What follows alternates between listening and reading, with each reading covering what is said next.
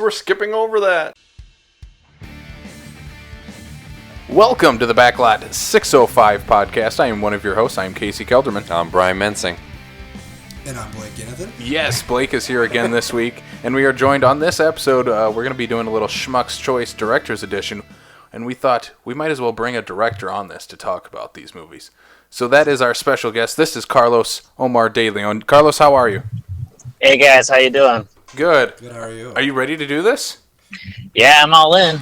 Yeah, he's ready to go, and I just want to start off with what you do, and if you want to talk about, you're a writer and director up in Minneapolis, Minnesota. Can you briefly just talk to us about some of the short films that you've worked on?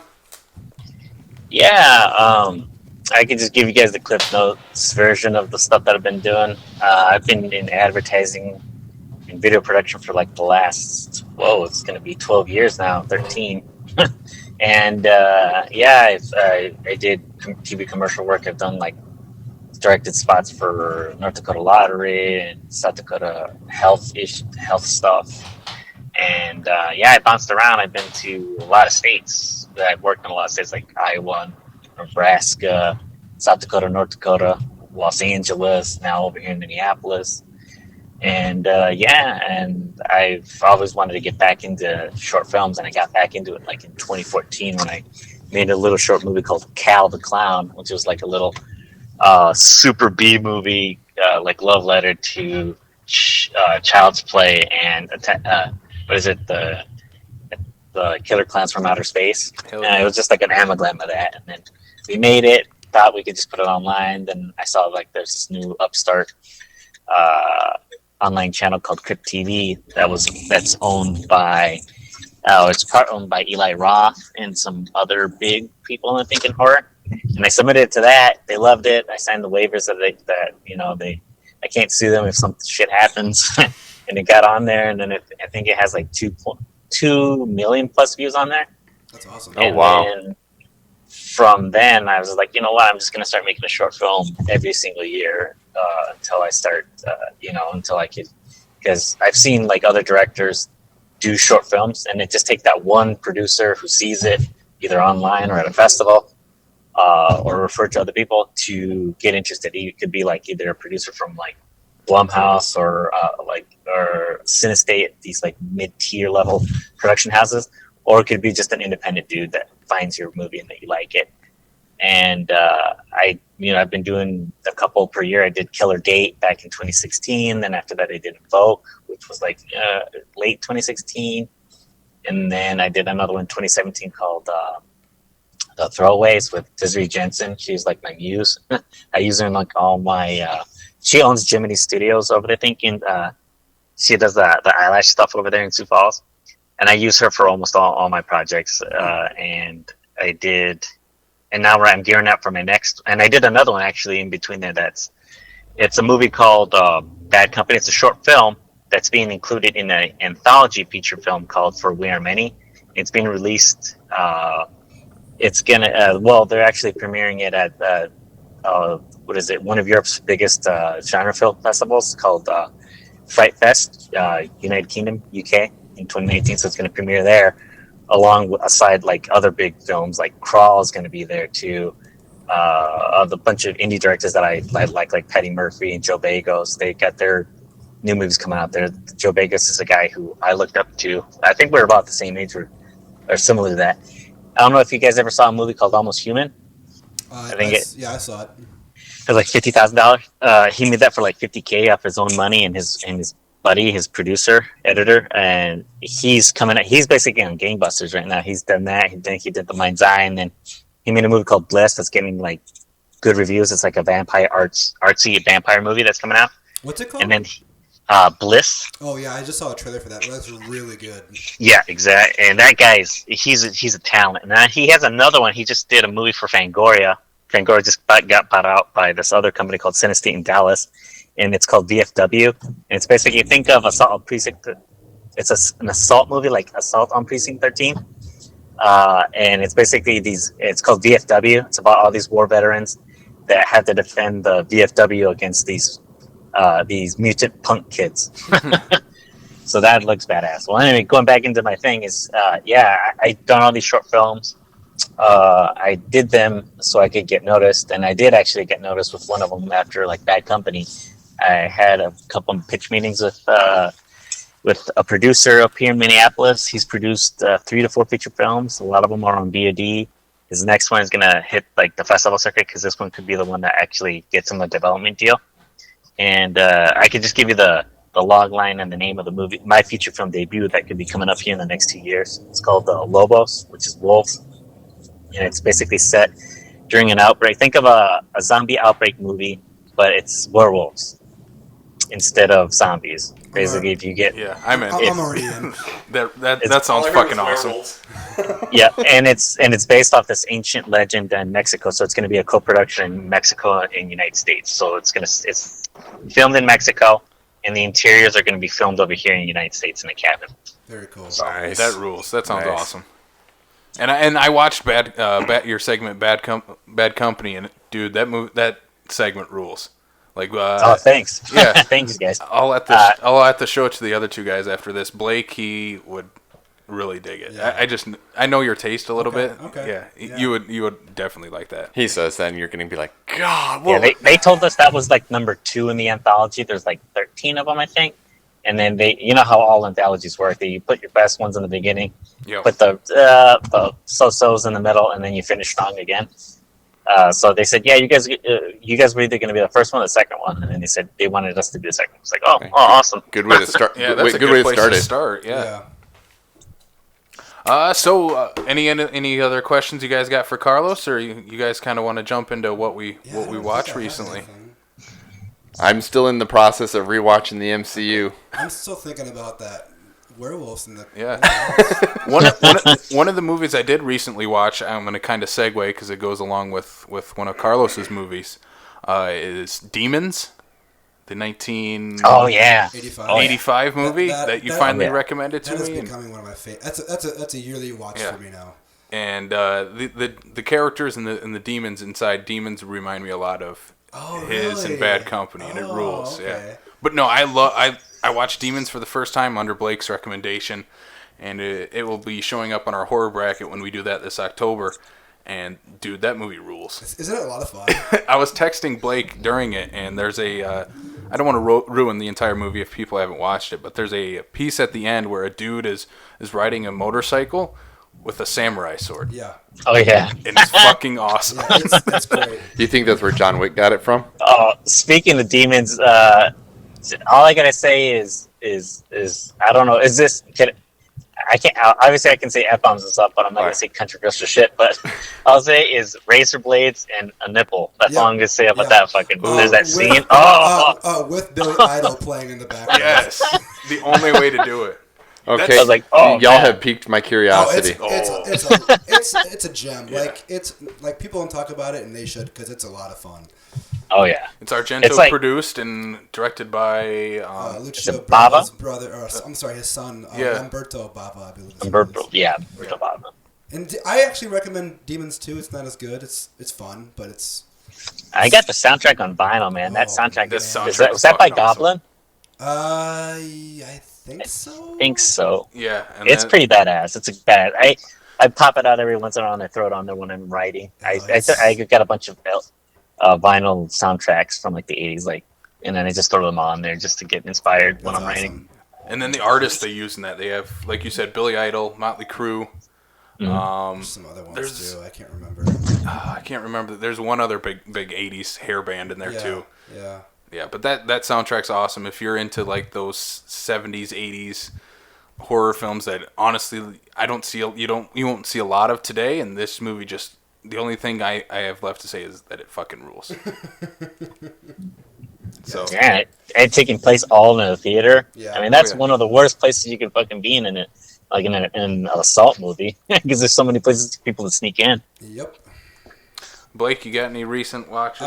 Yeah, I watched 1, 2, 3, 4, 5, 6 movies. I'll just go through them really quick. Wow. I'm sorry. Okay. I watched a Mexican movie called Silent Light by a director named Carlos Regatas. It's a art house thing I saw on the Criterion Channel. I watched it at like 5:30 in the morning, which is like a really bad idea because it's a really slow movie. So I thought it was okay. And then I watched a movie called Cemetery of Splendor by I'm gonna butcher this name. I really apologize. Apichatong Weerasethakul. He's a Thai director, and this movie has like zero plot, but it's all like mood and atmosphere. Again, I saw it on the Criterion Channel, and then I watched a movie called Nightmare from 1980-81. It's the anthology. That's Nightmares. Oh. So I watched that one last year. That one wasn't bad.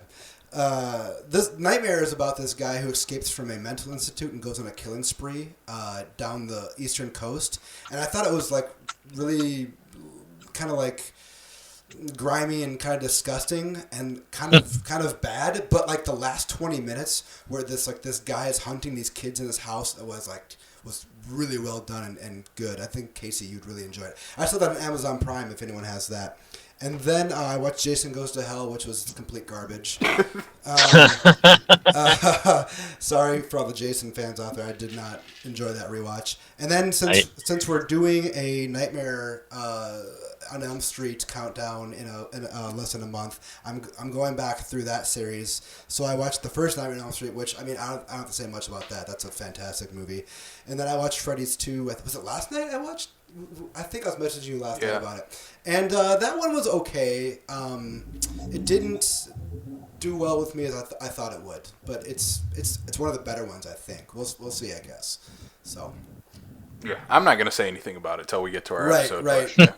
Yeah, I just rewatched it, too. I'm doing a rewatch right now, too, and prepping for that. But, Carlos, what are your thoughts on the Nightmare series? Have you watched all those films? Yeah, those were my favorite growing up. One of my favorite scenes. Obviously, they don't age well, but just knowing, just watching them, like if you watch them like straight up, yeah, they're entertaining movies. They're popcorny movies. Obviously, some are better than the others. They were more well crafted, and just knowing that they pump these fuckers out every single year for like back to back to back to back, and then the budgets and then the time constraints they had to do it. You're amazed that they made something comprehensible. So I was like, I give them applause for that. Yeah, exactly. Brian, what? Got any watches or? Not really. I got through The Winter Soldier. I got the best MCU movie. I got through I got through Dark World and I got through Iron Man 3 and I'm getting back into the. I just started Guardians of the Galaxy again. So I'm about at least a third of the way through the Infinity Saga. Yeah. Again, I spent half of this last week on my deathbed. Right, so right. It's like if I'm gonna die, I'm gonna do it watching a Marvel movie. I couldn't even do that. I was either sleeping or vomiting. Yeah. No, it's nothing to mess around with. No. Carlos, you got a favorite MCU movie at all? I'm a big fan of the Captain Americas for some reason. I like the first Avenger. I just like the whole series. It's kind of hard for me to pick any of them because they all have their strengths. Like they all have like different foundations. Like the first one's about him. He has heart. How he doesn't give up and he stays virtuous no matter what. And the second one is the Winter Soldier where he's staying loyal to his buddy no matter what. And then the Civil War, he's staying true to his code. So it's like they all have. And then like I said, Chris Evans just brought levity to the role. He's so believable as Captain America, as the guy that's gonna always do because he came. I think like it's like also a parallel of like a lot of like Hollywood people, maybe even the Russo brothers, that they came from the bottom up. Like you could relate to him because he was a nobody. He was like a weakling, and those are the type of. And then they know how to work their way up from the depths of like not only you could probably parallel it to poverty or to. You don't have anything, and then all of a sudden you're given something, but you know how to use it, and you know how to wield it, while other people would have, it would have corrupted them. And that's what I liked about the character of Captain America, is that he's always, no matter what, he's always going to stay virtuous. He's always the Boy Scout because he knows who he is, and he's comfortable with who he is, and he stays true to it. He is, for a while there, he was my number one MCU character. I think Thor started to take that over when he starting to become an actually good character. Yes. But yeah, that Captain America trilogy is perfect. It is pretty solid. Yeah. Civil War for me just doesn't hold up under rewatches. A lot of the especially like the CGI. Yeah. During the airport fight doesn't hold up. Yeah, I don't think like as you go on, you could tell that Marvel just pumps these out and doesn't really care, or Disney doesn't really give a shit about like the CGI. Like I guarantee you, in like 3 to 4 years, we're gonna think Endgame is gonna be like, ooh, that looks like a fucking cutscene from a video game. You're not wrong, but yeah, one of my favorites, Brian. Once you get to it, is Guardians 2. I think is super underrated in. It is. Me personally, I just think the Guardians movies are just underrated in general. Yeah, I think they're perfectly rated. You are also you're the outlier. No, I'm saying everyone I talk to loves the Guardians movies, so I don't think they're underrated. The second one might be my favorite in the entire series. Yeah. I think it might just be the best character study out of the entire series. That's another one where it's like looking at how Marvel has picked and choose who they want as their lead people. Kurt Russell being the bad guy, exactly. Yeah. Anything he's in is gold. Exactly. You before Chris Evans was Captain America, he was always kind of cast mostly as like the jockey, snot-nosed, just pissant kind of person. You finally give him this solid character, and you got Chris Pratt going from television to being the bumbling idiot to the ripped and. He's still funny, but he's a lot more, and now he's this driving force in Hollywood too. They know how to pick their Chris's. My favorite part from Endgame is that scene where where War Machine and is it who is it, Nebula, or they watch him as he's dancing and he's doing the "Come and Get Your Love" part from the beginning, and they're just staring at him. It's like, this guy. And then it's like, this guy's an idiot. And she's like, yeah, he is. Yes. And they just knock him out. and it just shows you like that's how fun his character is. They don't give Star-Lord a whole lot of love in those 2 Avengers movies. I just thought of that. I'm like, yeah, he is kind of just an idiot in both. He's always just an idiot. He is, but he's also heroic. But in these 2, he's kind of just a dipshit. Yeah, which works. I mean, it's Chris Pratt. He plays dipshit pretty well. Yeah. All right. Anyone have any other final rewatches or new watches? Not right now, unfortunately. Carlos, you watched anything good recently? Yeah, I've been on an 80s binge. I saw The Thing recently, Fright Night. What else have I been watching? Oh, that Tom Cruise movie, Cocktail. That really bad. Yeah. That one's actually like that is a guilty pleasure of mine. For some reason, it's such a bad movie, but it's enjoyable to watch. as a kid of the 80s, that was one of my favorite soundtracks growing up, and I played that thing on my tape player on loop all the time. I had never seen it until about a year ago. Really? Yeah, no. That's like the one Tom Cruise movie I hadn't seen. I forgot how cynical that movie is. How like the friend was like an asshole and he tells him all these things, and then he commits suicide at the end, and there's like no real resolution, and you're like, what the hell? I used to watch the movie with my parents when I was like 5 years old. I used to try to mimic Tom Cruise's with the bottle, flipping the bottles and stuff. I haven't watched it in probably almost 20 years. Yeah. Wow. Is that Jennifer Jason Leigh or Elizabeth Shue? Is that a Shue? Oh yeah, she's great in that movie too. She's great, and she's still a looker. Yes, she is. Just watch The Boys. Yeah. Is she in that? Yeah. Oh. Gives me an actual reason to watch it. Huh? Oh, just watch The Boys just in general. It's just a good show. All right, boys. All right. Are we ready to jump into Schmuck's Choice? Good segue. Let's do this. So basically what we're going to do, as you could tell, we have 4 people on the show this week. To make it fair, we will here in studio, me, Brian, and Blake will take turns picking a name out of the hat. 2 names out of the hat, because they will go in head-to-head combat where one person's filmography will stay alive and the other person's will disappear from history. You can go ahead and Should I start. start? Yeah, you pulled it out. Okay. So basically what we'll do, us here in studio, we'll pull one out. We will sit that round out because we will kind of just mediate and be the speaker on it.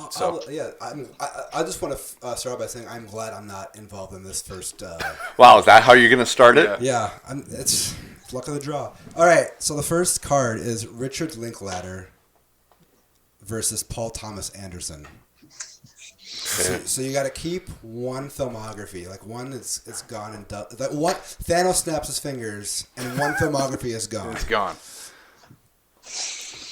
What do you think there, Casey? I would go with Richard Linklater. I'd keep him. Keeping Richard Linklater. He is one of my favorite directors and writers out there. I think he has so many different films. Like, I grew up on School of Rock, but once you go into, I still think Dazed and Confused is just a perfect movie. Boyhood is really great. Have you seen the Before trilogy?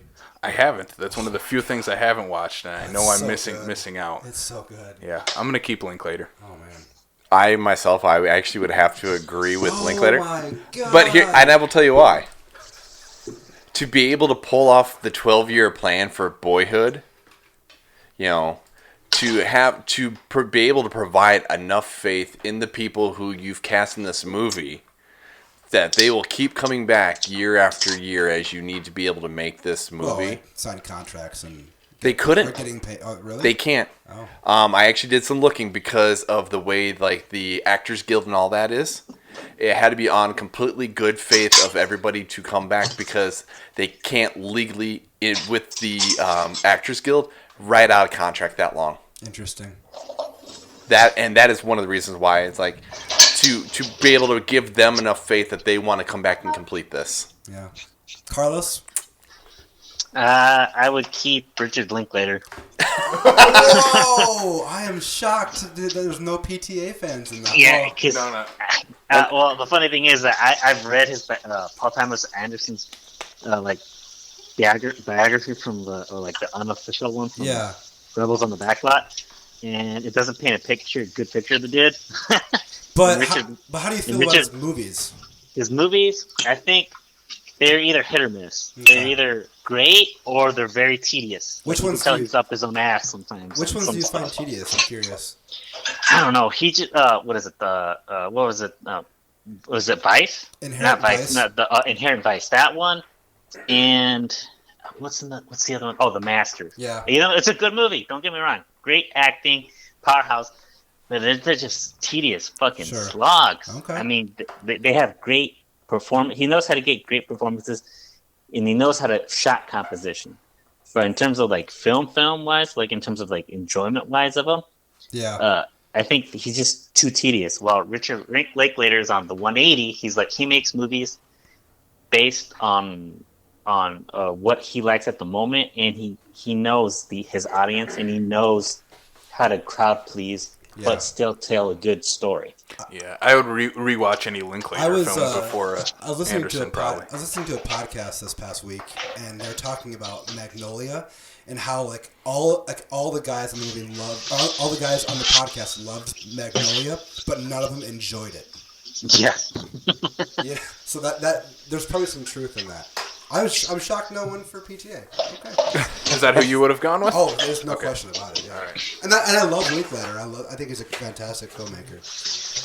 All right. So Richard Linklater will stay. Paul Thomas Anderson's filmography is gone, guys. Wow. No more Punch Drunk Love. Yeah.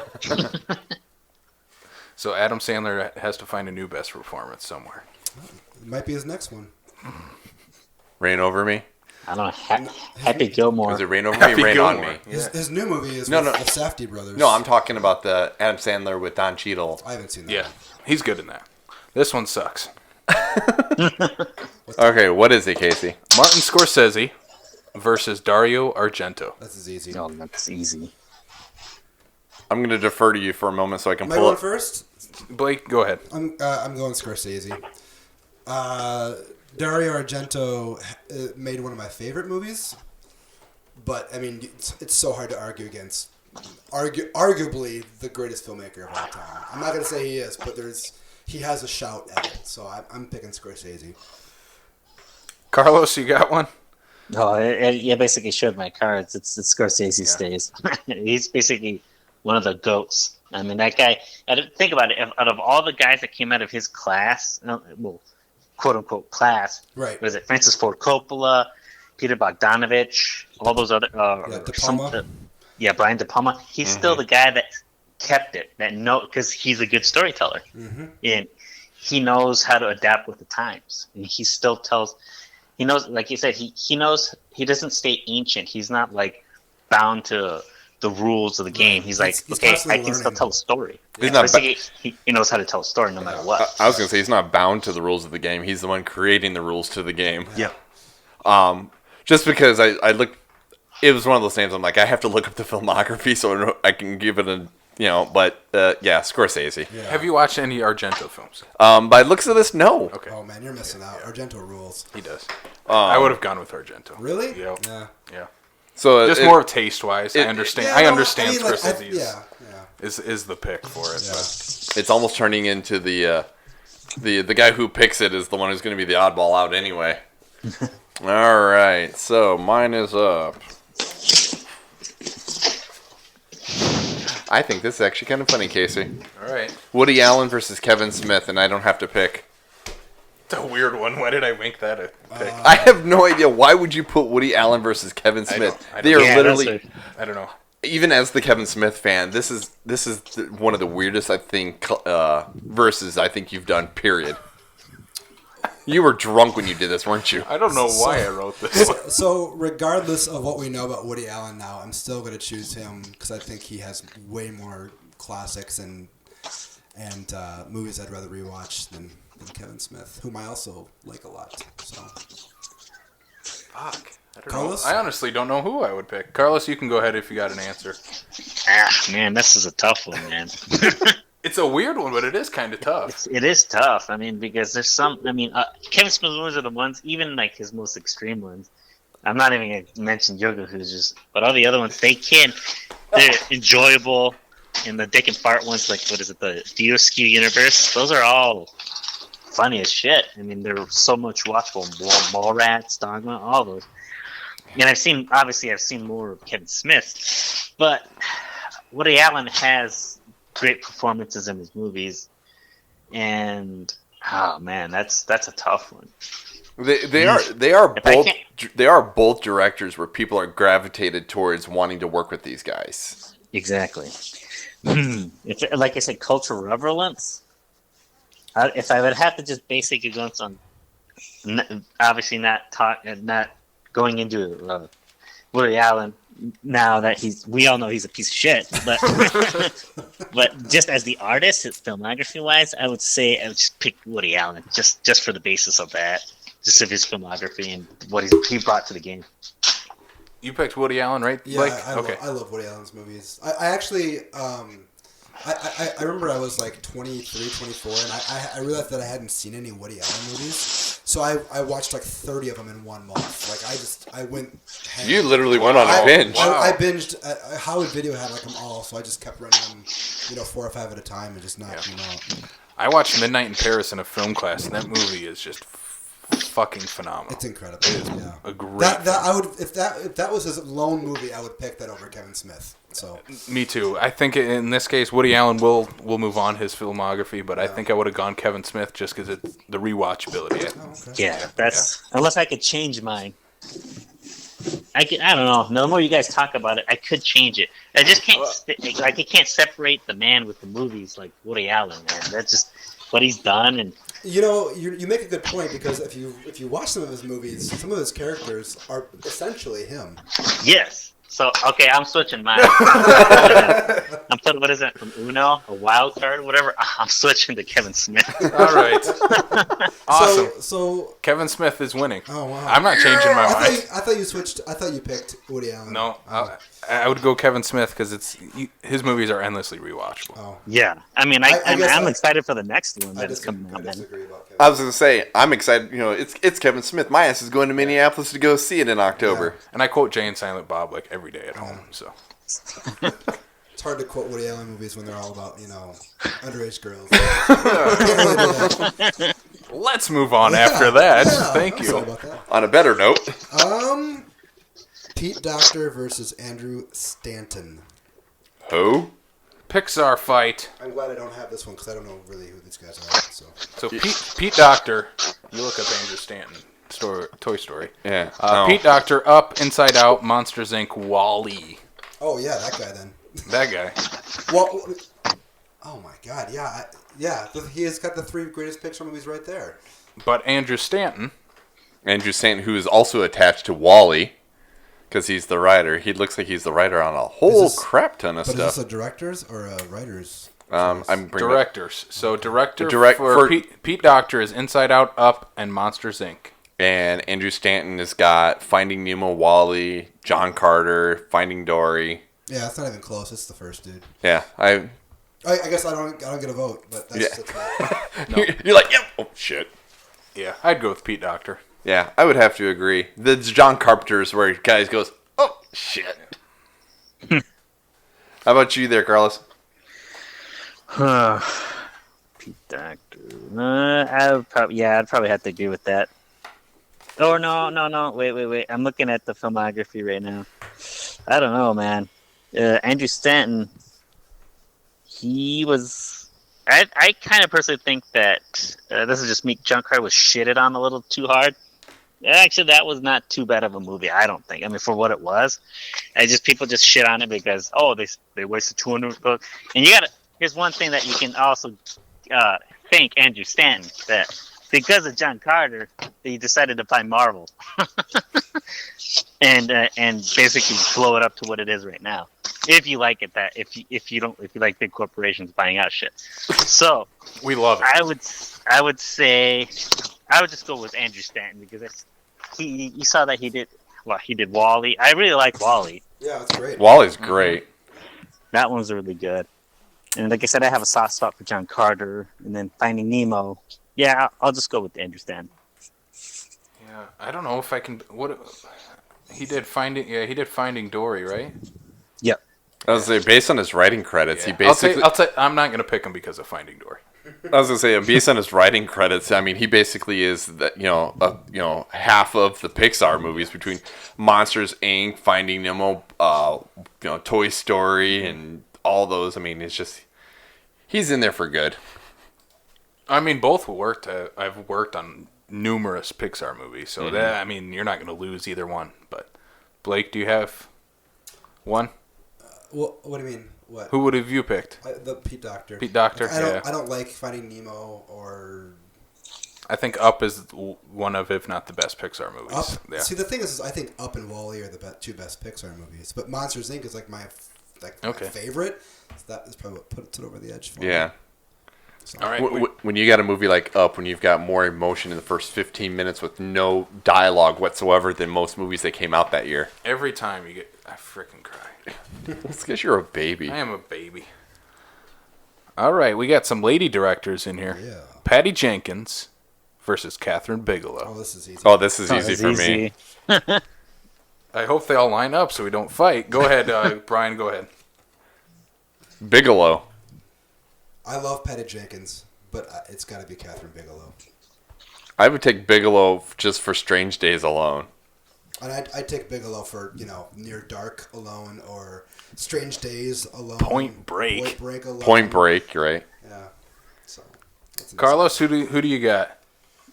Bigelow all the way, man. All right, that was a pretty easy one. That wasn't even hard. She makes... And I like Patty Jenkins. Bigelow makes more masculine movies than most men can make. Yeah, I would take The her Hurt Locker. filmography over any dudes, man. She's freaking... I mean, you guys forget Blue Steel. Oh, yeah, it's a great movie, too. Monster's great. I didn't like Bigelow's last movie, but... What, Wonder Woman? No. No. Detroit? Sorry. Detroit, yeah. Sorry, my brain was just... I didn't care for Detroit. He had Patty Jenkins. Yeah. All right, Catherine Bigelow wins that one. A landslide. Landslide victory. That wasn't even hard. Goodbye, Wonder Woman. Goodbye, Monster. I'm fine with Wonder Woman. As long as we get to keep Point Break, that's all that ever matters. Yeah. No, we get to keep Strange Days. Strange Days. God, I can't recommend the movie enough. Yeah, that's another underrated one. I can't believe that one failed at the box office. If you make that movie now and put it on streaming, that'd be a hit. Yeah. Oh, right. All right. We have Robert Rodriguez versus Ridley Scott. And again, Why did you not put Tony Scott versus I don't Ridley know. Scott? Did you literally just put up a bunch of names and start throwing darts? Probably. No, this is fine. I enjoy the. They're odd. There you go. I enjoy the randomness of this. This is really hard. I like Ridley Scott. I could probably credit as like a guy who I loved when I was getting into film, and I love Robert Rodriguez's spirit when it comes to. I think both have like really, really, really jumped the shark with their careers in the past decade or so. But I think I got to go with Ridley Scott on this, just by a hair maybe. They're definitely both passion project type of individuals. Yeah. I love Robert Rodriguez, but I just think Ridley Scott has kind of brought more to the game than Rodriguez has. What do you think there, Casey? I would go with Ridley Scott. I think it's a pretty easy one for me. I mean, you won't have Alien. You won't have, I think, Blade Runner. You won't have even recently The Martian. I thought was great. I'm not gonna lie. I will go to bat for Prometheus any day. I love Prometheus. It's such a weird movie, but it just because it takes a different direction than what you're expecting. Yeah, I mean, like Black Hawk Down's one of the best war movies ever made. I mean, like even like I think G.I. Jane is really good. Thelma and Louise. Gladiator. Black Rain is a lot of fun. Yeah, Black Rain's good. Legend is. I mean, say what you want about Legend. It's a beautiful movie. Oh, it's gorgeous. Like how that didn't win Oscars. I mean, maybe it did, but Oscars for like everything, every craft you could think of. Did you guys see 1492 Conquest of Paradise? Yes, that's another beautiful looking movie. Yep. I gotta go with Ridley Scott on this. And The Counselor is another underrated movie too. You're the only person I've ever heard that likes that movie. The Counselor is great. That's a cult movie. If you can get into the humor of that movie, you'll really like it, because it's also the only script written by Cormac McCarthy. So I actually liked his Exodus movie with Christian Bale. Did he? He didn't do that. Yeah. Gods and Kings? Yeah, I did. Ridley Scott directed that? Yeah. I don't see it. It's right there. It's right here. Yeah, I actually enjoyed that. I thought Christian Bale was pretty good in it, and I thought a lot of the visuals worked really well. And I did not know that for some reason. Interesting. Wow. Some people think that that's why Ridley went back into the Alien franchise to kind of get back into his groove. I also want to point out Kingdom of Heaven is an amazing movie as well. So yeah, I think this is becoming more easier for me. Ridley Scott. Carlos, who you got? Ridley Scott all the way. Yeah. I mean, same stuff that everybody else has been saying. The guy's just, when he's reined in, he can make really good movies. But when he has free for all, kind of like with a lot of like visual artists, his movies. I mean, they're not bad. They just he definitely suffer. He needs someone there, like on his shoulder, like poking him when he's like, that's why The Martian was good. Yeah, The Martian's good. There was no way they were going to let him free for all that one. No, I will tell you, as being a little bit of the devil's advocate, I do like Rodriguez in this just for the sake of the visual style and everything that he brings to all of his different movies, and they're always so different from one another. And to basically do 95% of that all in-house. Yeah, no, Rodriguez is great.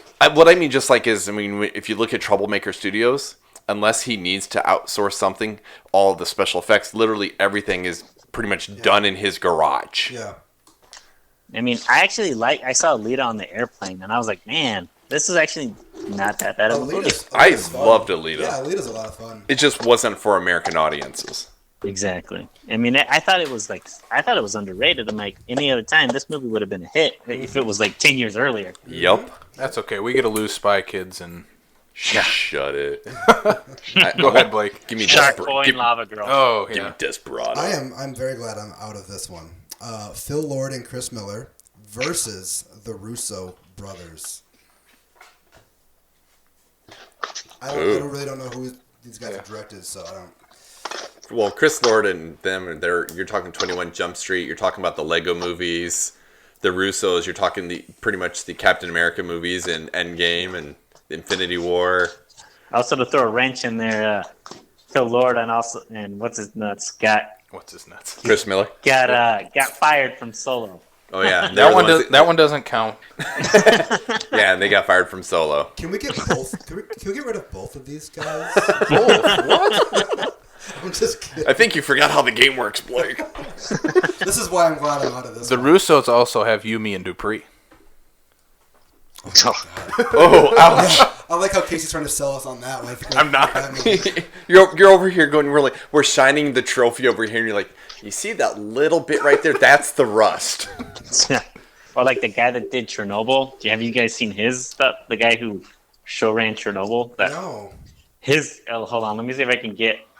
Let's do a quick little detour. This is gonna surprise you guys. The guy who did Chernobyl, the TV show. Did you guys ever watch that? I watched the first episode. It was really good. I really liked it. It has 96% on Rotten Tomatoes, and the producer, writer, and showrunner of it. I think there's this other producer dude that I follow, and he put up this guy's he's somewhere around here. You guys can go ahead real quick. Keep going. I'll find it and then I'll go back to Craig Mazin. Sorry, this is his filmography. Rocket Man. Wait, the old 90s Rocket Man? No, Rocket Man with Harlan Williams. Yes. The Senseless.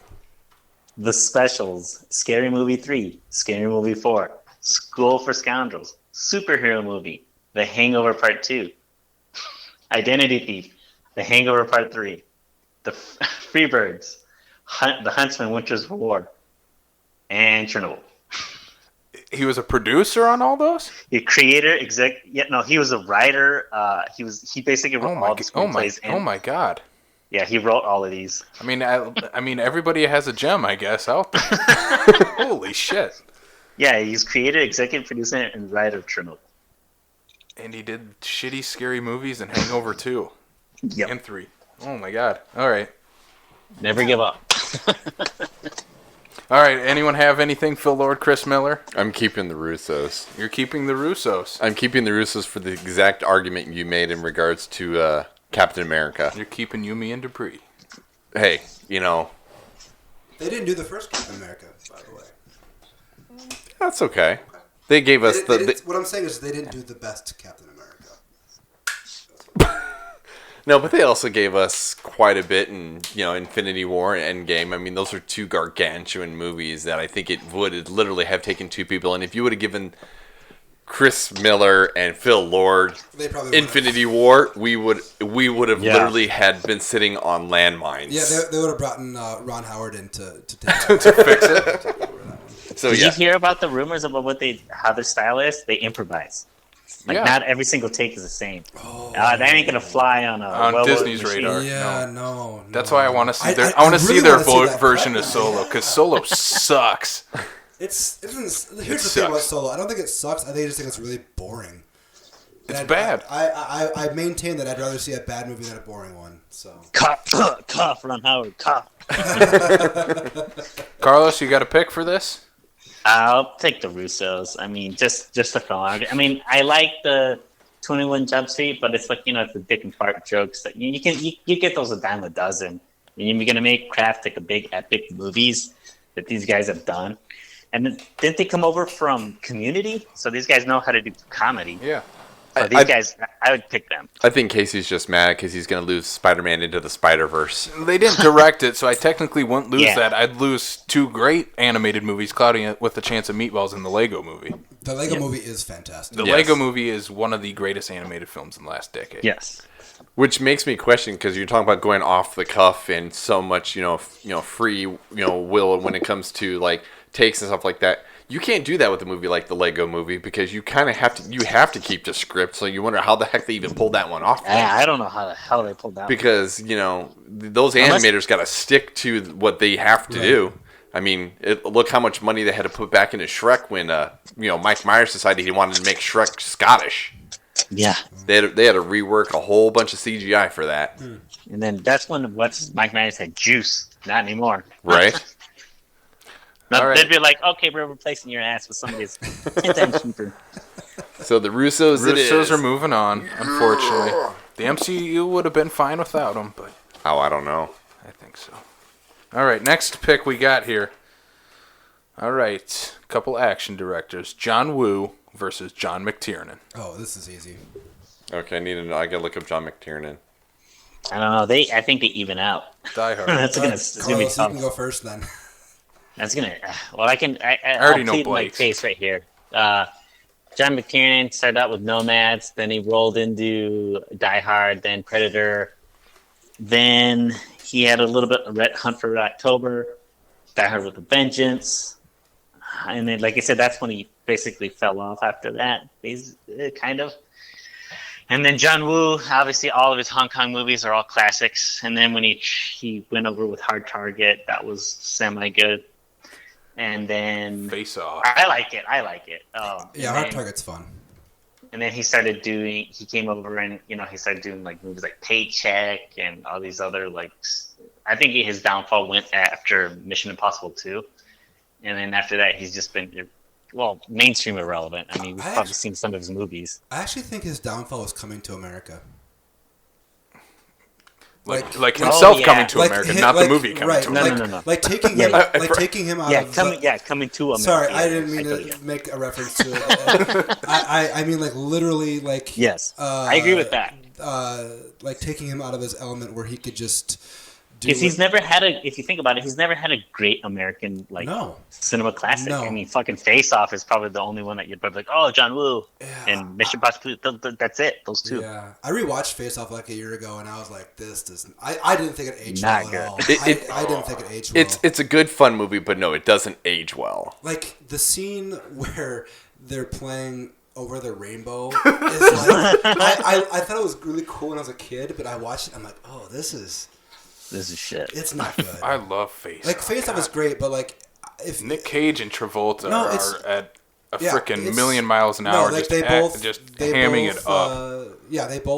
They go for it. It's Nicolas Cage playing a character where he has to play John Travolta playing that character, Right. and vice versa. Right. And they are not good at But it. have you seen Tony Leung and Chow Yun-fat shoot up a hospital for 30, 40 minutes? Like that's where it's at for me. I like how we're still arguing the same person's filmography. Yeah, I know, right? What about John McTiernan? Anyone? I think John McTiernan's great until maybe mid-90s. Yeah, like I don't know. Mid-90s is where you get Die Hard with a Vengeance. Thomas Crown Affair is That was great. the last one. Thomas Crown Affair is good, but like if we're talking, we'll do in full filmographies. Like after Thomas Crown Affair, like what has he done? Rollerball, 13th Warrior, and Rollerball, and Basic, and he hasn't basically made anything in 15 years. He's been in prison. That's why. Yeah. Oh. He was basic in South. He wasn't in prison in South Dakota like that. Oh, for real? He was. Yeah, he was in Yankton, that state pen. I don't know if you guys know Andrew Keitlinger. He was telling me a story that he was trying. He wanted to interview him, and then the guy said he wasn't take. They kept saying to him that he wouldn't take any. He wouldn't take any interviews from anybody outside of his family. I did not know that. So I guess my vote's going for John Woo. Carlos? John Woo? I don't know. Think about it. Think of what you're saying. You wouldn't have Predator. You wouldn't have Die Hard. I actually don't like Predator. Wow. I'm sorry. I don't like Predator. I want to keep the crazy dude, just for the argument of I get to keep Last Action Hero. Oh, that's a great. I like. Yeah. Oh man. Underrated. I get to keep Predator, Die Hard, Last Action Hero, Die Hard with a Vengeance, which him and Sam Jackson, Bruce Willis and Sam Jackson together were phenomenal. I mean, I enjoyed how bad Rollerball as a remake was. No, it's terrible. That's what I'm saying. No, Hello, Cool J, Chris Klein. I'm sticking with John Woo, even though I know the room is turning against me. Brian, who you got? I'm sorry, I'm going keeping John McTiernan. All yes, right. Carlos, you get the deciding vote then. Oh, John McTiernan, man. I looked over and I saw Last Action Hero. I was like, I'm done, because of just how. In terms of the whole, talking in on itself and the whole Schwarzenegger and Stallone thing that was going. It's a lot of fun. Yeah. All right. McTiernan wins. Danny DeVito is an animated cat. Die Hard's my favorite action movie ever, so I would have to keep and that. Hard Boiled's like my favorite action movie of all time. Hard Boiled is good, though. All right. You get to pull out your geek card there a little bit there, Casey. All right. Peter Jackson. Okay. Versus George Lucas. Ooh. Okay, so This is I already have mine. Easy killer. So Peter Jackson has done one of my favorite schlock movies, Bad Taste. Frighteners? No, Bad Taste. It's called Bad Taste. And who was he up against? George Lucas? Yes, George Lucas, Peter Jackson. Lord of the Rings versus Star Wars. I'm taking Peter Jackson. I think, I mean, my first episode I was on, I gushed over the King Kong remake, which I think is probably my favorite movie of his. It's still one of Jack Black's better dramatic performances. And then what's the one he did with Kate Winslet? Heavenly Creatures. Heavenly Creatures. That's great. Obviously, Lord of the Rings. I don't have to talk about that too much. And then Brain Dead is great. And then also, I always want to throw out Meet the Feebles, which if you've not seen Meet the Feebles, you got to see it. It is basically, it's like the Muppet Show if they were all on drugs and having sex with each other. So I recommend that one as well. So I'm taking Peter Jackson. Okay. Carlos, who you got? Ooh, man. And the more I think about it, George Lucas, he just directed the first Star Wars, which is, if you would think out of all of them. And the prequels. So that's it. And that in terms of that, and then American Graffiti, which was, Indiana Jones. He didn't direct those. He didn't direct those. He just produced them. He also directed... somebody else would jump in and produce. Steven Spielberg would have made them either way. He also directed THX 1138, which is really good. Yes. And then you got Peter Jackson. You guys forgot about Peter Jackson, The Frighteners. Oh, I didn't forget. that movie's probably outside of the Back to the Future trilogy. That's probably got to be my favorite Michael J. Fox movie. And then Brain Dead. Did you guys see anybody say Brain Dead? Yeah, I brought that up. Yeah, I know, man. It's a wild movie. It's a tough one. Everybody, and then he took a misstep with King Kong. So his best movie, really? It's just it's kind of hard. I think it's kind of hard for me in between that. Obviously, the significance of Star Wars and then the Lord of the Rings.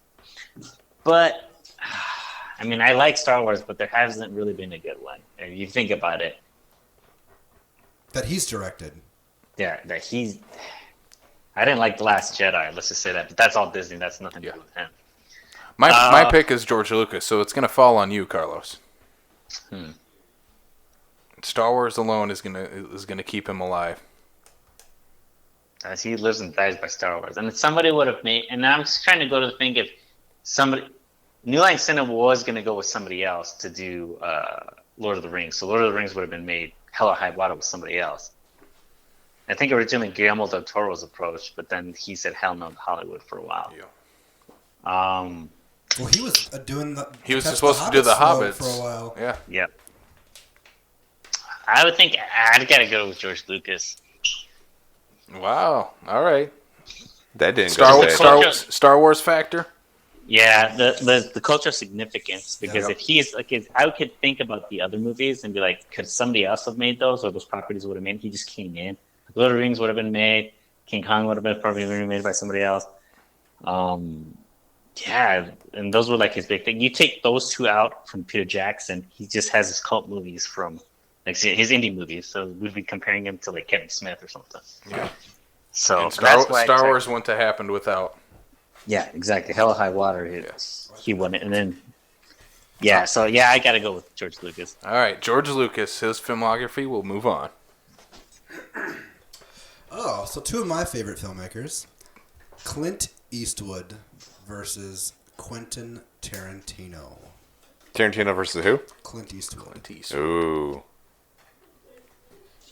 I don't need to give my vote.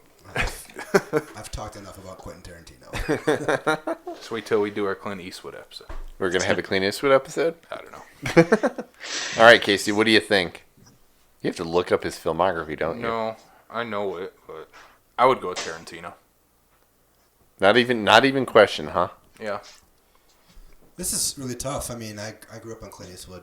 My dad was a huge fan, and I still own probably like 40 of his movies on DVD. And but I just think for me is like becoming a movie fan, Tarantino was the. He's the pinnacle. He was at the core of that. Yeah, so. And I myself, as much as I enjoy, right there, that's right there, Space Cowboys. No, the ensemble cast of Space Cowboys. Even if you took Clint Eastwood out of being actually in the movie, fantastic ensemble. Donald Sutherland is amazing. I love that movie for everything. But on that note, Tarantino all the way. I've been a fan of his for as long as I can. Unfortunately, it didn't start with Reservoir Dogs or even Pulp Fiction. It probably came a little bit thereafter. I remember being in high school, we had the Pulp Fiction poster on the wall of our yearbook room. But no, it's just... There's just something about Tarantino and the gravity of the movies and the way he does them. I'm Tarantino all the way. You probably would still get these high quality movies even if it wasn't Clint Eastwood. Carlos, who do you got? Let me see here. I know Clint Eastwood. Obviously, if you take out Clint Eastwood and Dirty Harry, and if you think about it, he was an actor first, correct? Right. They would have played, all his roles would have been played by somebody else. Yeah. In that sense. So when you would still have all of his acting roles, though. This is only for his directing. Play Misty for Me, Outlaw Josie Wales, Pale Rider, Heartbreak Ridge, Mystic River. His stuff. Yeah, that Unforgiven was probably his most biggest one for a while. And The $1 Million Baby, Flags of a Father, Gran Torino, I even thought The Mule was really good. Yeah, I liked The Mule. And then he did, but he had a couple of missteps. Yeah. Like Jersey Boys, the Train to 1517 to Paris, J. Edgar. American Sniper. American Sniper is great. I think 1517 to Paris, I think his intention was good. And I applaud the fact that he used the actual guys, but I think that was also the problem too, is because he had people who were not actors. I also heard rumors that he actually kind of didn't direct that he was kind of just there and somebody else really took charge of the whole thing. But I don't know. Like you see, all these movies, somebody else could have done them. Yeah. I mean, it's not like... If you want to talk about a voice in cinema, like I think Tarantino would hands down. Yeah, I gotta go with Quentin Tarantino, because even though I've read his biography too, and I see... I'm separating the man. Is he a charming guy? Other than his feet fetish, he's not that bad of a guy. That's good to hear. So I'd just go with Quentin Tarantino. All right, Tarantino wins. Who move on? Clint Eastwood. His entire filmography is gone. No. All right, this will be a fun one. All right. David Fincher versus Christopher Nolan. I will let somebody else go first. If this is going where I think it's going, I already have my answer. I just want to confirm. So David Fincher, 7, Fight Club, Alien 3. I like Alien 3. I think Alien 3 does legit gets the shit that I don't think it deserves. It has its fans. I enjoyed Alien 3. The assembly cut is probably basically his vision, which I think is the true version of it. Mm-hmm. I love Christopher Nolan. I think he's a talented director, and he's made one of my favorite movies. But I think Fincher is more. What is that movie? Memento. Okay, Memento's great. I think Fincher is more consistent than Nolan is. To me, I agree with the consistency, but I also think at the same time too, he seems to be a little bit more of a risk taker. In terms of the stuff that he has made, I mean, I don't know. I kind of think Nolan's a bigger risk taker. I don't know. I can throw a curveball in there for you guys. What's that? Fincher doesn't really write his stuff. But Nolan does. Writer. He develops it with his brother. And he ghost writes in there, and he starts the story. But is that... Fincher always comes in and finds something, and he always has like 20 things going at the same time, and whatever sticks, he goes. Right. I don't know. I'm just looking at Fincher's between Zodiac and Benjamin Button, Gone Girl, Social Network. I absolutely love Social Network. For me, that year is probably one of the best dramas of 2010. Here's another thing about think about. Look at Fincher's filmography. All those movies would have been made because they're mostly source material stuff that existed beforehand, except for Seven and maybe The Game. Mm-hmm. That would have been made by somebody else, while Christopher Nolan drove home mostly all of his own projects. I'm just throwing those out there. I'm not trying to sway anybody. I'm just trying to throw that in there. I'm not going to be swayed. I mean, you make very valid points. I think Zodiac is one of the best movies of the new millennium, and for that alone, I'm going to go with David Fincher. I'm going Fincher just because of Zodiac. I agree. I agree with Zodiac, but Fight Club is what made me at that time kind of change my perception of movies and what you can get out of a movie. I do want to point out something that Carlos said. He's right. Like, someone made a joke that Fincher basically just finds like the newest airport bestseller and just makes that. I think someone brought him Gone Girl and was like, "Yep, I'll do that." And it's fun and stuff. But Carlos has a point. Christopher Nolan. He's the one who drags his projects for better or worse. Line, it's his story. Yeah. But I still go with Fincher. You both go with Fincher. Carlos, who would you take? I'm guessing he's going to go with Nolan just based on his remarks. I think I just have to go with Nolan because his originality. Think about it. You take out, other than the remake, the Insomnia, he's done all original work. And he's crafted these stories, these mindfuck stories. Or even The Prestige, too, was based off stuff, but the Dark Knight trilogy. It. Yep. And his stuff, like his character breakdowns, I think, like I said, this was a tough one. If one guy has to be if this is going to have to be like a really tough one, this would be like neck and neck. But I'd have to go with, like, in terms of who has more originality, in terms of their filmography, I'd have to go with Christopher Nolan. Yeah. Even though they're not like all, and if you think about all of it, none of his movies lost money.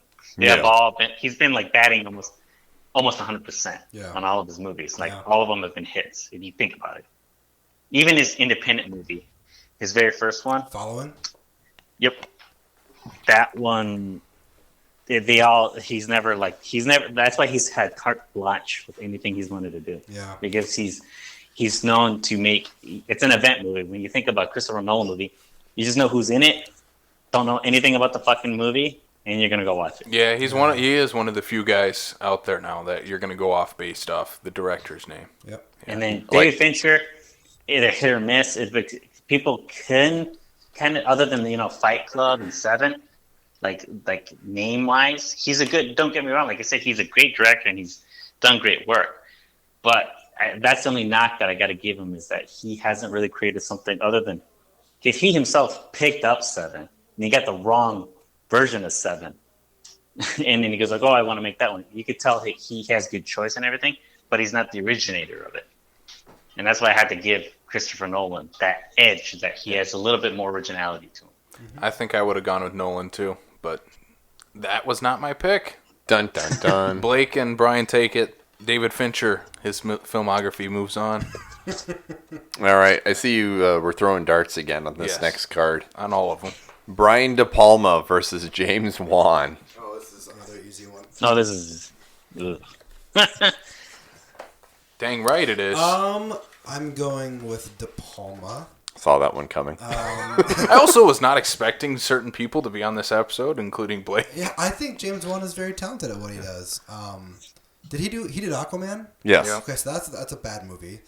Wrong. Let's get a De Palma now. De Palma's made some bad movies. De Palma really hasn't made a great movie probably since maybe Femme Fatale, almost 20 years ago. Mission Impossible. No, Mission Impossible is great, but no, it's not. De Palma, Raising Cain. I thought Raising Cain was the last good one. It's funny. Like, most people would say Raising Cain is one of his worst movies. No, I think that I like that one better because Go ahead. No, I just kind of think that was probably his last.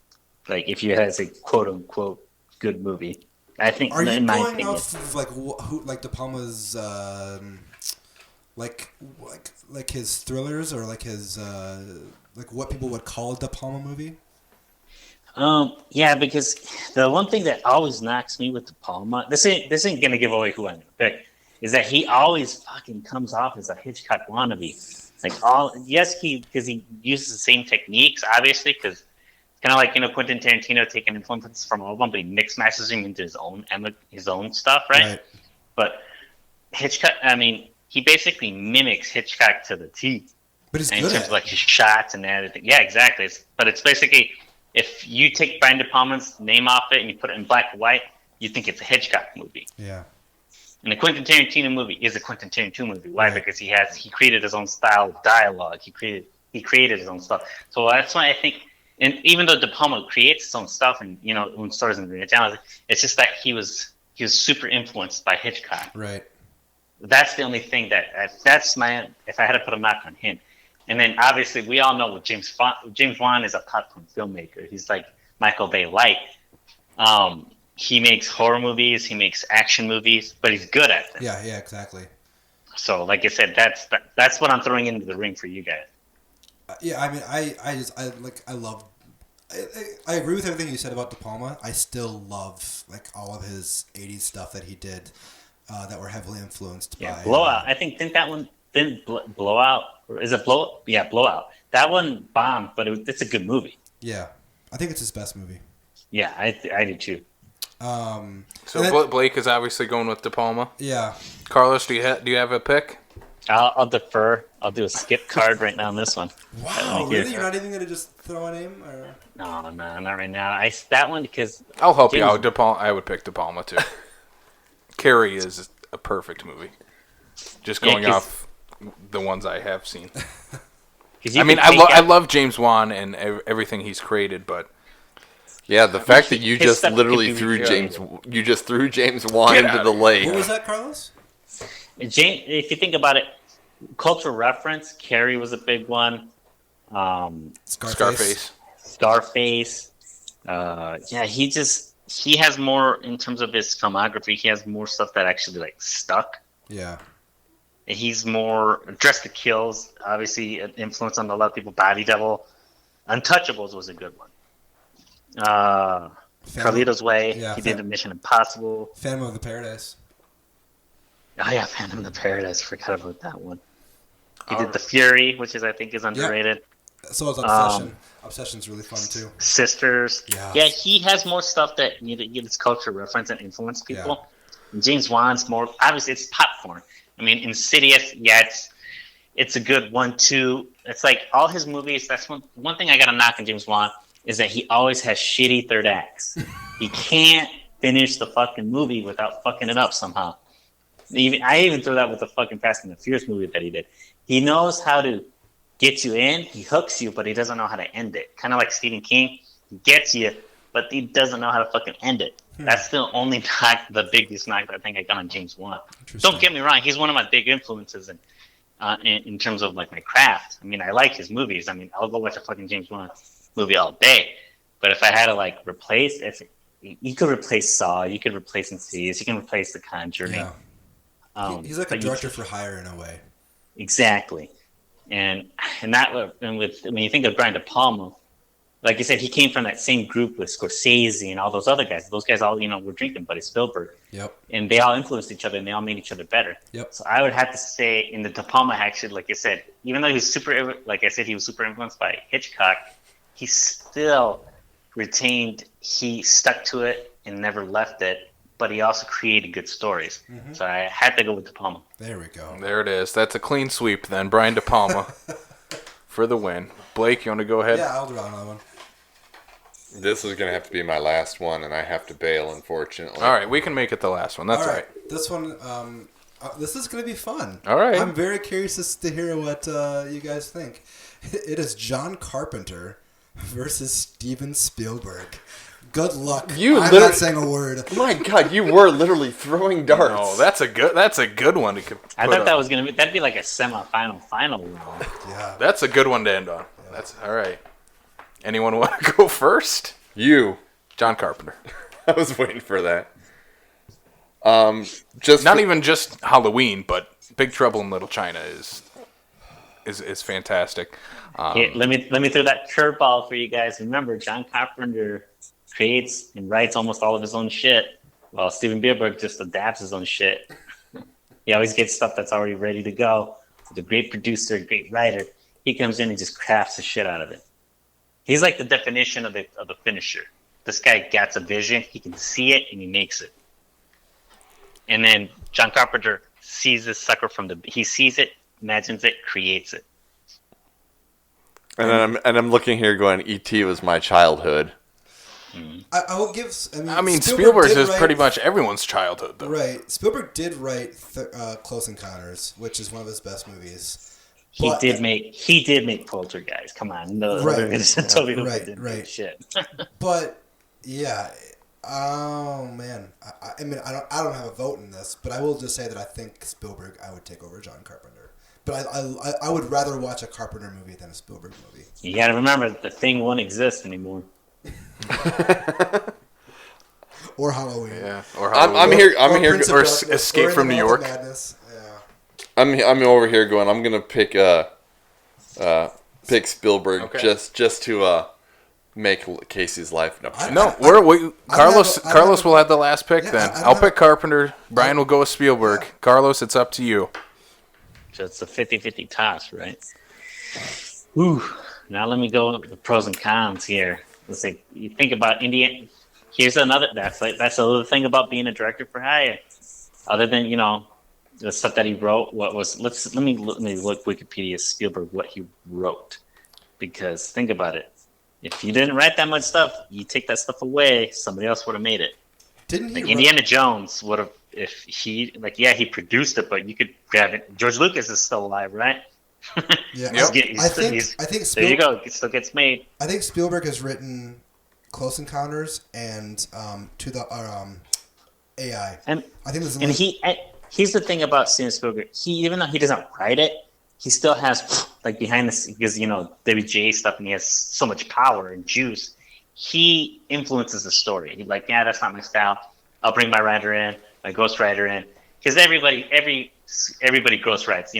Who wouldn't want to be like, if somebody came up to you and be like, hey, I know you're a good writer. I can't give you the credit, but here's $200,000.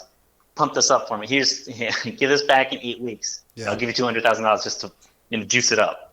I was like, fuck yeah, I don't give a shit. It's $200,000 for 8 weeks of work.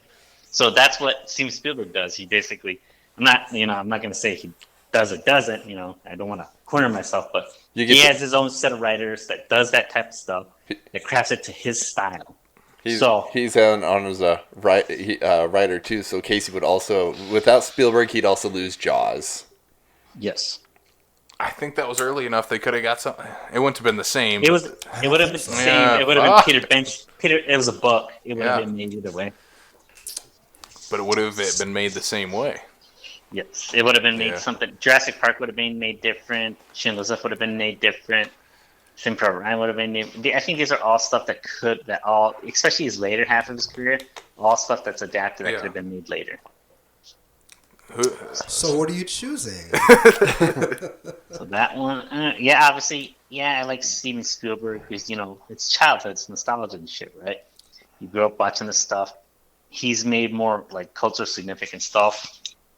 And then you got John Carpenter, who's basically influenced a lot of filmmakers in terms of sense of being a guy who came from nothing, who made himself. He creates his own stuff, gave a big fuck you to all Hollywood the whole time, battling his way up.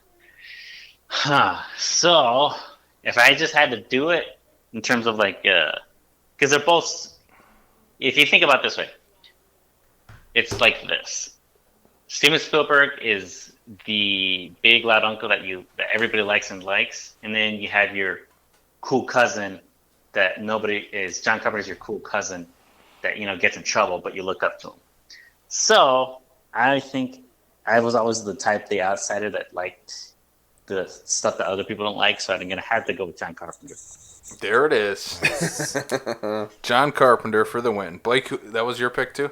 I picked Spielberg, but it's so hard. It is. That's a tough one. That's a good one to end on. Or, Starman or anything either. Or vampires. I could lose vampires. And like I said, that's the thing about John Carpenter. He fell off the hill after after like the '90s was not good to him. He did like he had that almost 2 decade run from the '70s to the '80s of just pure awesomeness until Prince of Darkness, not Prince of Darkness, but In the Mouth of Madness, and then just kaput. Yep. I mean, then he started making cult classics like Vampires and Ghost of Mars. All right, that is it. We're gonna wrap up Schmuck's Choice with that. John Carpenter, his filmography moves on. Steven Spielberg's. We have just destroyed all of our childhoods. Who is Steven Spielberg? Yeah, who is that? What are we doing here? All right, so should we wrap this thing up then? Brian, you got to take off. Do you wanna say goodbye to the peeps?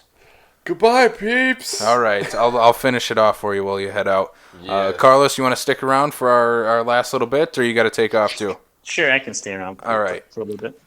We'll wrap this up. I hope you all enjoyed Schmuck's Choice. We got quite a few left for next time too. I have no idea what's in there. These are some picks that I even wasn't expecting, and I wrote them down. Nice. All right, so let's wrap this thing up. Carlos, where can people find all of your shorts and find you on social media? On social media, I'm at Carlos Omar De Leon. I'm probably the only Carlos Omar De Leon in existence. And then for my, you can go into my Vimeo. It's at Carlos O De Leon. Let me double check here real quick. Yeah, but yeah, you can follow me on Facebook. It's Carlos Omar De Leon. Instagram is director_Carlos Omar. Same thing on Twitter. And let me double check on my Vimeo. And then my Vimeo link is vimeo.com Carlos Omar De Leon. So pretty easy to find you then, Carlos. Yep. Yes, awesome. We definitely go check out all of Carlos's shorts. They are awesome, and I can't wait for everyone to finally watch Bad Company when that gets to get released online. Yeah, and knock on wood here, we're in pre-production for Lobos, so in the script writing phase right now. Awesome. Crafting it. So. All right, you got any other final plugs for us, or is that it? I got a new short film that's coming up. It's called They Return. I'll give you a quick little log line of it. If you had somebody that you really cared about, could be a significant other, could be a brother, sister, could be somebody. If they died, would you try anything if this was true? Let's say fantasy land exists, sci-fi, and supernatural exists. Would you try anything to bring them back? If you had that choice, it's a hard choice, but would you want to bring them back? In this movie, a family has a loss in the family. One of the people in the family tries the supernatural, basically trying almost every religion, trying almost every, occult practices, brings something back that looks like their deceased loved one. But to everybody else, it's not. I'll leave it at that. I like it. I like the tease. I love it. My interest is piqued. So do you have is that the next project you're working on? Yes. We're shooting in 2 months. We got the treatment out. We got all the offers out to the actors. Great Minneapolis actors. We're actually playing one of our actresses out. She was from Minneapolis. She's been in a lot of good stuff from a bunch of my friends up here. And she moved to Atlanta, but we're flying her back for it. Awesome. Her name is Eleanor Dendy. She's really great. And another actor, Rod Kasai, and then Nathan, and then, we just got an all-star cast, I think, in my eyes. I mean, it's going to be a fun, creepy. Think of the Babadook meets the first two halves of Insidious. I'm in then. I'm in. Yeah. All right, Carlos, we're going to jump into our plugs on our end, and then we'll give a sign-off, and we'll be good to go. So first off, you can guys listening out there, please follow Carlos on all his social media and his Vimeo channel. Also, you can check out the Sioux Falls Film Community Meetup, which is Wednesday, August 28th at Full Circle Book Co-op in Sioux Falls, South Dakota. Meet up with us. Me and Blake will be there for sure. We're going to be chatting movies, chatting what we want out of a Sioux Falls film community. And, just come on down, grab a beer, and chat some movies with us. You can check out Andy Erickson's Backlap Box Office Report that he's coming out every Wednesday. You can check out Blake's article every week called Your Weekend Stream. Yeah. Yes. Do you have your picks for this week? I have one of them. Oh, all right. We'll leave it for that. Go and check that out on the Backlot 605 website. Check out my review coming as soon as this podcast is out of Scary Stories to Tell in the Dark. Ooh, yes. So you can check that out on backlot605.com. That's where you can find all of our latest movie news, reviews, articles, discussions, anything Backlot 605 related. Also check out the Killer Countdown, which is our horror-themed podcast hosted by me and Blake. Our latest episode was female-directed horror films, which just dropped. That was fun. A lot of fun. And we just finished recording the best of the 90s with Andy from Fat Dude Digs Flicks. That'll be coming out very shortly. That will be on the 26th, actually. And Carlos, we do want to have you on at some point.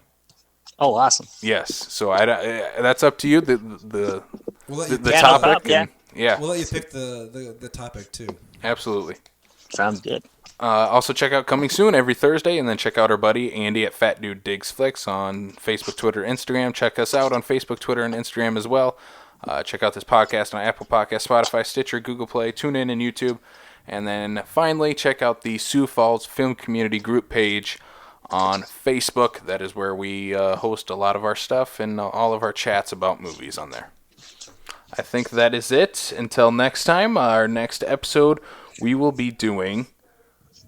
I believe we're doing romantic comedies. Oh, interesting. Yeah, if I'm not mistaken. I might have my weeks wrong, but I think we're doing that next. Quick tidbit. Andy, actually, I went to school with him over at University of South Dakota. Really? Yeah, he was in one of my very early short films. This was one of my last projects for school. He's Andy Heller. He's an awesome actor. He's an awesome... Just got to plug him on that. Yeah, he's an awesome dude. That's an awesome person. That's cool. Yeah. Yeah. Actually, next week will be Toys Made into Movies. Oh, okay. I'll take that. It's not going to be a great week. That is for sure. Masters of the Universe, man. Number one. That's the number one. Yeah. There's the episode, right? Or Lego Movie. Charlie Eccles from Midwest All Pro Wrestling will be back on that, and from SuperCon. So he will be our guest for that episode. But until next time, Carlos, thank you once again for being on the show, and we'll cannot wait to have you back on for the Killer Countdown. I thank you guys for having me. Yeah, thank you. Absolutely, Blake. Thank you for being here. Thank you. Absolutely. And Brian, he took off, but he says goodbye to all you people listening. And we all want to thank you all for listening to the Backlot 605 podcast, and we'll see you next time on the Backlot of South Dakota.